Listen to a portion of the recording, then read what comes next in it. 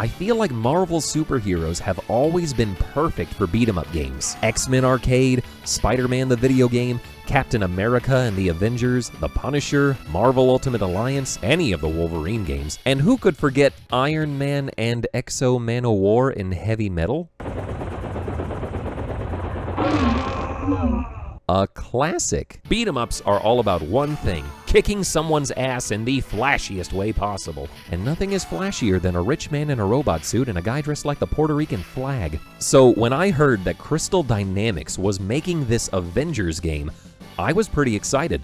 A modern-day version of this sounded awesome. I bring all this up because I want you to know where I'm coming from when I say this game is absolute dog shit. So the story is pretty simple. Marvel's Avengers is about a girl who wins a fanfiction contest on the same day that a terrorist attack happens, which is also the same day that the Avengers are being praised. And after a big explosion, survivors of the attack are mutated. So naturally, everyone blames the Avengers, who go into hiding for 5 years. And it's up to Fanfiction Girl to bring them all back together. You see the problem? It's pretty much the exact same story as the Country Bears, right down to the terrorist attack. So when I finally got the chance to play the game, I was like, damn, this combat is really fun. It's pretty much God of War, but now you can jump. You got the skill trees, you got the special moves with the cooldowns, you make your character stronger not by leveling up but with better loot. You got your light attacks, your heavy attacks, your charge attacks, your mid-air attacks, your long-range attacks. You can dodge, you can parry, you can leap out of a crowd when it gets too hot, you can stun enemies for big takedowns.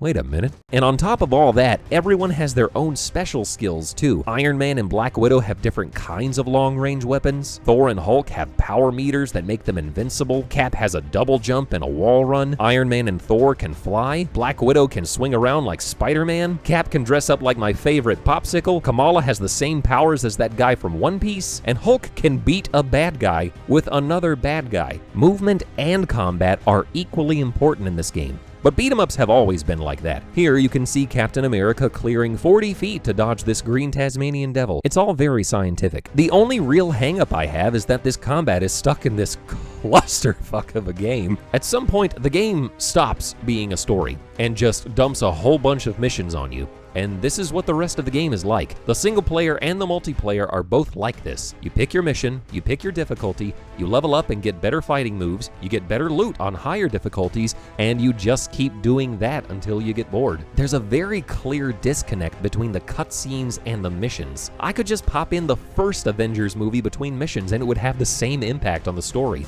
I know that stories usually don't matter in video games, especially in beat-em-ups, but this is Crystal Dynamics, the same people that gave us the Tomb Raider reboots, the Soul Reaver games, and of course, their magnum opus, Akuji the Heartless. Is it any wonder that their combat is so good? All these games have a strong narrative that closely ties into the gameplay. But here, the game is structured more like a live service online game. It makes the story feel more like Fortnite cutscenes. You know, the kind of cutscenes that don't tell a story, they just want you to buy stuff and keep playing. There was this one mission that involved Black Widow. Nothing was unique about the mission. It had the same enemy loadouts from other missions in that region. This was like my 4th time beating the same level. The only difference was that there was a boring cutscene at the end. But the funny part is that Thor was in the cutscene, and I didn't unlock him yet in the story mode. That was the mission right after. You should know, I'm not in the best of moods!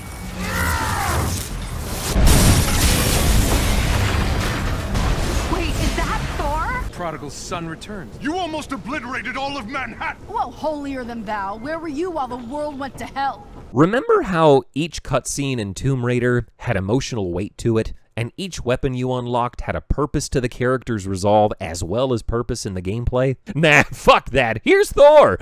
Oh, wait, you weren't supposed to see that yet. Now here's Thor! We love the Avengers! The biggest slap in the face is when the game glitched one day and just permanently locked me out of the final mission.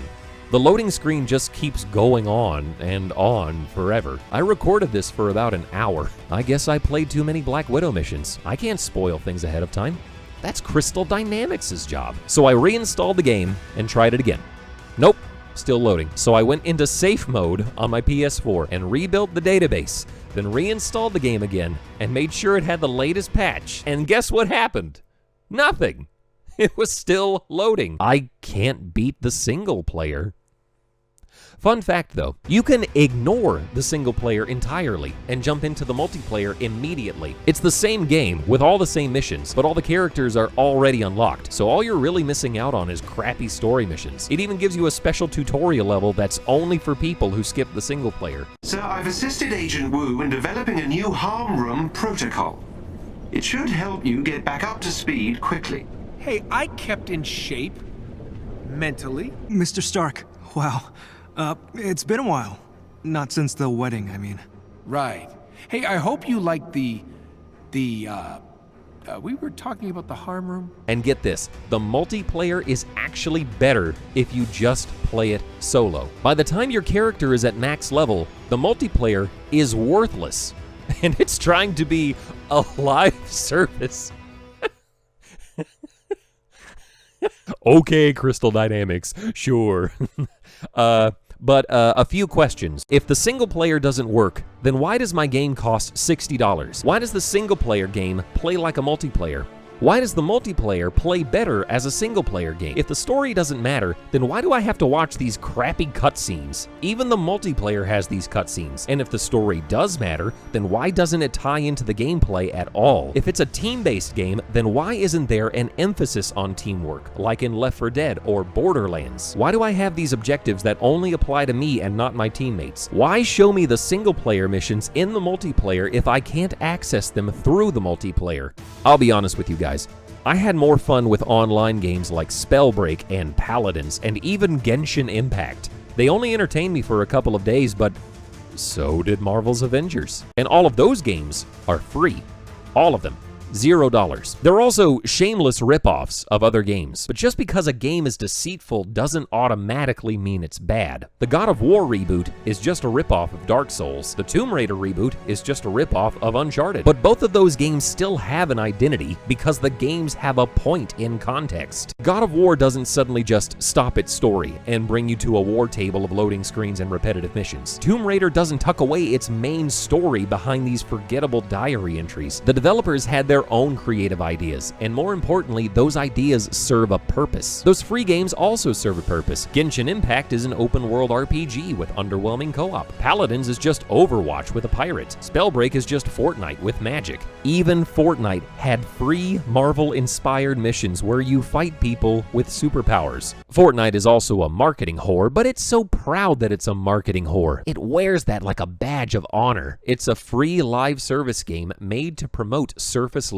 marketing. But hey, that is Fortnite's identity. Marvel's Avengers can't even do that because the game isn't free. The single player is too clumsy to have a point. The multiplayer is too bare bones to have a purpose. For a game that's about embracing your identity, it has no identity at all. The combat is fun, but combat alone is not worth $60. If you like Marvel, you might as well just buy a battle pass and call it a day. Sorry, Kamala, this wasn't your time to shine. We're just gonna have to wait for that Miss Marvel TV show that might come out or might not. Black Widow was pushed back to 2021. We practically live in a world of chaos now. Me personally, I just need to go back to a simpler time when it was just me, Captain America, his flying motorcycle, and his magical killer blue fairy.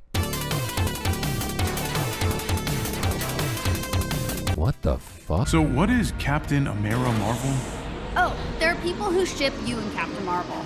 Oh, there are people who ship you and Captain Marvel. Ship. Short for relationship. They want you two to date. Oh, that's embarrassing.